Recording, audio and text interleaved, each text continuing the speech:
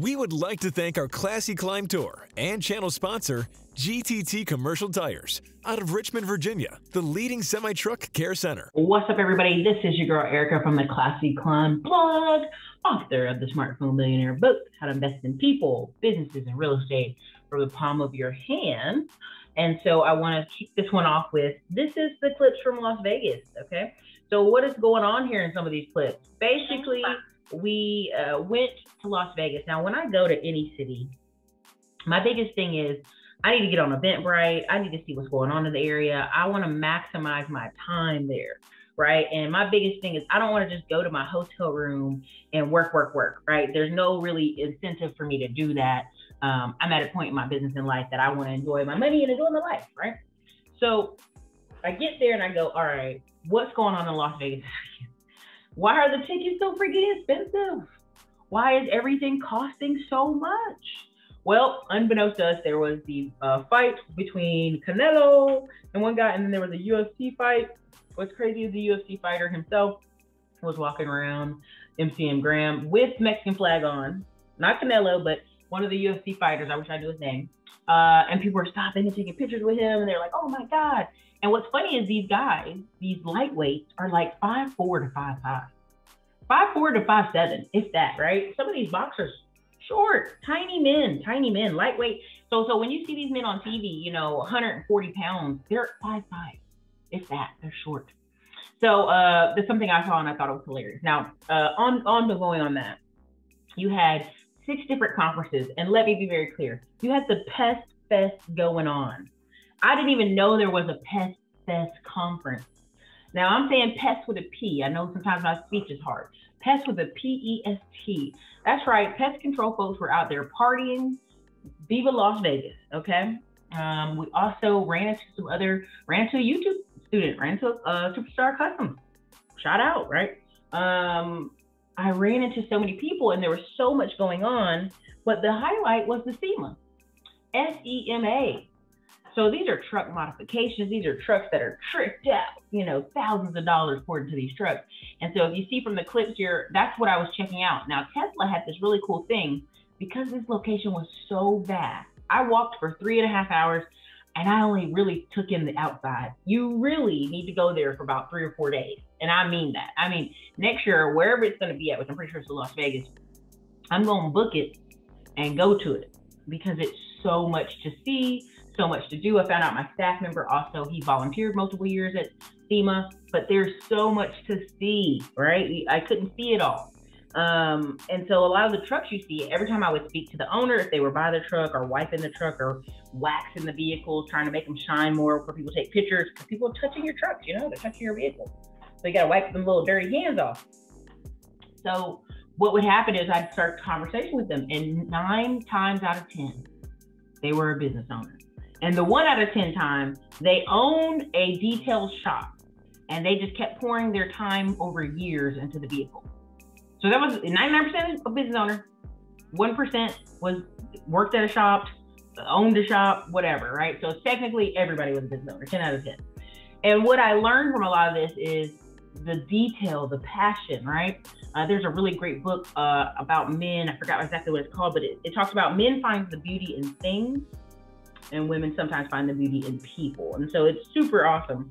The detail, the nature of what I saw out there. Well, also here's the thing. People spent $20, $30, $50, $100,000 on these trucks and cars and these modifications. And that's not your everyday average Joe. That's not a guy or girl making $30K a year got money for modification, tricked out cars. It's just not, right? So really the key of most of those people were business owners who found something to put their money into, their spare time, somewhere to enjoy their time.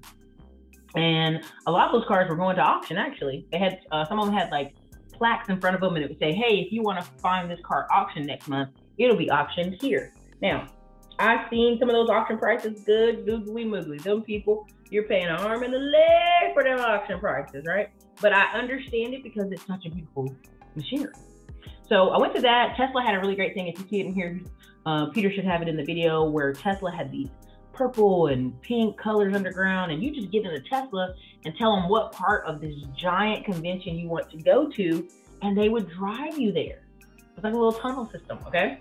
So at first when I got there, I saw people driving around on scooters, and I thought, well, that's weird. Why are people driving around on scooters? What a weird thing.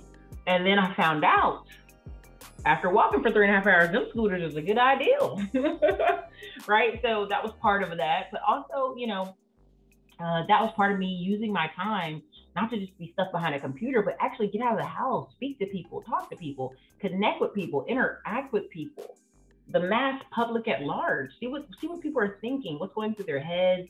A lot of people anti-mask. What's funny is it was the last day of the event, and it was a lot of people, and they were saying, hey, all week they haven't been pushing masks, and now they are. And I just thought that was the funniest thing. So I was in the MGM Grand, and there's just people everywhere. Now, there were some staff here and there saying, hey, make sure you wear your mask. But 9 times out of 10, they would leave you alone. And so what was funny is I would go to the conference side, and they would say something about your mask, and I would just look at them like, honey, I'm on my way to a conference. If you don't get on out of here, you know, and I would keep walking. I would not make eye contact. I'd keep walking and I'd go on about my day. And so I think on the conference side, they were trying to be more strict about it. Like they let the security guard say it to us. But I really want to be like, if you don't get your rump on, get your rump on. This ain't California. This ain't New York. We don't care. We done got all the way. We done flew on a plane full of germs. Done been to SEMA, been outside, been to this boxing match, and coming to sit inside the conference. We do not care. Get on out of here. So that was part of my thoughts on that. Now, what else did I take away from this amazing weekend of stacking on stacking? A lot of people out there doing some amazing stuff, and they're just not documenting it, right? I ran into several people who were engineers, or they worked at their job and they were scared their coworkers were going to find out about their projects or their house flips or them building houses. And it was so interesting to see them downplay how well they were. Like, I mean, one lady was doing 3 flips, and I said, man, lady, that's amazing. And she didn't see it as amazing because she was always looking at people who were doing mega flips, big flips, more flips than her. And I'm like, who cares what those other people are doing? It's what you're doing. And so that's something I want people to think on is why are we downplaying how great we are? That seems to be a very common thing I saw with a lot of people this past weekend. And so ultimately, what did I learn out of this event? You know, partnerships matter, partnering with people matter. There was 2 young men there that made millions of dollars, right? And they're 26, they don't dress flashy. They do have some nice cars and stuff, but overall they weren't flashy, and they were kind of just starting out on YouTube and was like, well, what should I do? And I'm like, holy crap, dude, your story alone is amazing, right? We also had some older guys there that were going to try to fight to go towards $1 billion. But if you saw how they dressed and you saw them, you would not believe it. It just is what it is, right? Because we assume the super flashy nature is the rich person. It's not. And I just thought it was awesome. So again, ate, drank, had a great weekend, saw trucks, went to the Game of Thrones exhibit, you know, enjoyed Las Vegas for what it was. I got in a helicopter ride, so you should be ending this video off with me in a helicopter ride, right? The helicopter ride was amazing. It was very enjoyable, and I enjoyed that a lot. I got to see Vegas. Now, I'm gonna tell you right now, I'm glad I took the short range helicopter ride because I was gonna take the 45 minute ride to Grand Canyon in the daytime. And what had happened was I missed the time to get on the right plane. So what had happened is I just took a quick Vegas trip, right? But in that time frame, I learned, helicopter rides can make you a little nauseous. But it was a good thing. It was a good overall event. Now, I talk about walking in purpose as I close this out, and walking in intention and being intentional of how you talk to people, how you carry yourself, what you're doing. And so when I was in my intentional purpose, I said, hey, I was at a real estate development conference. I'm in the Uber car going to the airport. I literally meet an architect, just retired, and was like, oh my God, I do miss work. Give me your information, pass it on to all the guys. I can get whatever you need typed up. Well, that was one of the main concerns at the conference, is people having a hard time getting a hold of architects, civil engineers, all these people, because of the way the economy had been pushing. And here I am riding in an Uber and connecting right there with a prime example of someone who could help me grow my business and move my life further. So I'm a big believer in get out of your house, go to some of these conferences, meet people, take advantage of who's in the room, and do something immediately. Because I just said in the last video about 72-hour buyer's remorse, people lose enthusiasm as the time goes away from what you just learned. Take action today.